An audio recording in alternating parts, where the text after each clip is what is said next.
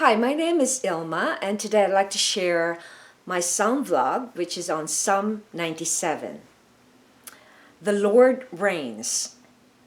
The Lord reigns, let the earth rejoice, let the many coastlands be glad. Clouds and thick darkness are all around him. Righteousness and justice are the foundation of his throne. Fire goes before him and burns up his adversaries all around. His lightnings light up the world.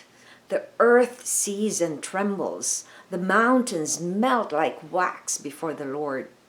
Before the Lord of all the earth, the heavens proclaim his righteousness, and all the people see his glory.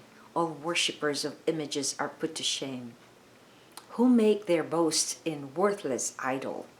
Worship him, all you gods. Zion hears and is glad, and the daughters of Judah rejoice.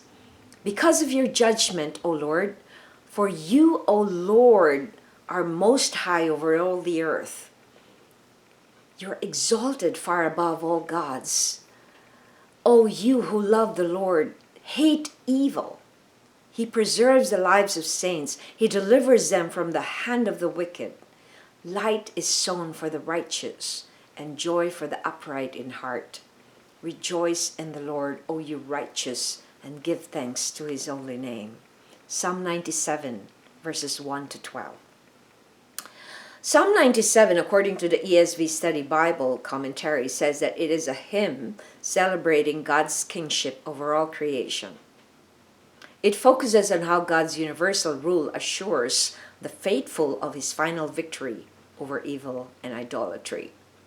This victory involves God's protection of his faithful ones from evildoers, that's in verse 10, and the Gentiles ultimately coming to know the true God in verses 6 to 7.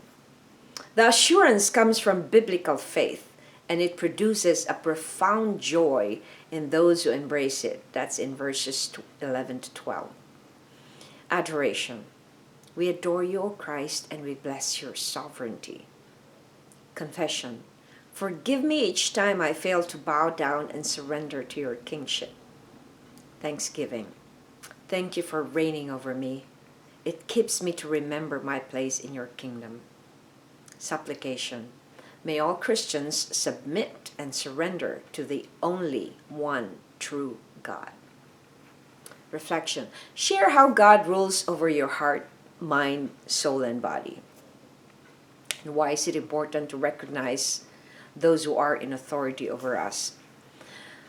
As soon as I wake up in the morning, I wear the armor of God.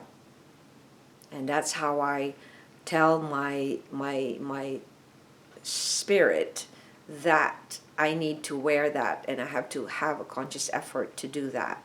And I surrender each day for all the things that that I struggle easily surrendering, because we still have our sin nature, and we cannot totally be perfect in terms of having victory every day, because it depends on what's going on in our lives and how we are and how we see the Lord. But I have allowed the Lord to infiltrate my heart, my mind, and my body. And it's interesting that whenever I'm a very emotional person, because I had so much experiences of trauma in the past, and I get triggered easily. But now I submit to God's authority over my emotions, over my soul, over my mind, over my body, over my heart. And there are days that I struggle with it. There are days that I get defeated, but I stand up and I rise again, and I continue to let God rule over me and surrender my life to him. So how I do that is by constantly studying his word, so that I can understand his character, so that I could become more like him every day, so that I could understand why he wants me to do this and not this, so that I will be able to have intimacy with him. And when I have intimacy with him, then I can easily know the flaws or the errors or the lies that is being shot at me by the enemy. So that is how, but I still haven't forgotten that I still have a body that I need to take care of. So I eat the right food, and I don't give pleasure to myself by gouging on food and everything that I want. I still watch TV, but I make sure that what I watch is something that will edify the Lord. And I still do all creative stuff, which I do, and I want to make sure that what I do is always worshiping God. So that's how I allow God to rule over my mind, my body, soul, and my whole life. Now, the question, why is it important to recognize those who are in authority over us? The Lord has given us people to submit to authority. Just like in my case, my husband is my head in our marriage, and the pastor is the head of our church, where I go to. So I need to submit to these people because they have authority over me, and I need to consult them when there are things that are not right, so that I know that I am in alignment with God's will in my life, which is usually to bring the good news to the world and to be able to make disciples of all nations. So I try to respect, honor, and obey and submit to the authority that God has placed in my life. So thanks for watching, and I hope that you remember that the Lord reigns because everything comes from Him.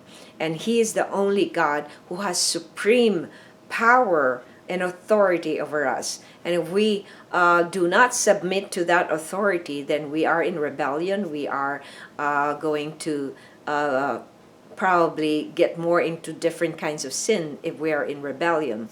So that's why it's very important that we have a heart that examines if we are in tune with what God's purpose is for us in our lives. Thanks for watching. I hope you check my website at Ilma'S.com for artworks and photographs, and I hope you subscribe to this channel on YouTube so that you can that we can still make more videos. I can still make more videos so that God will be glorified.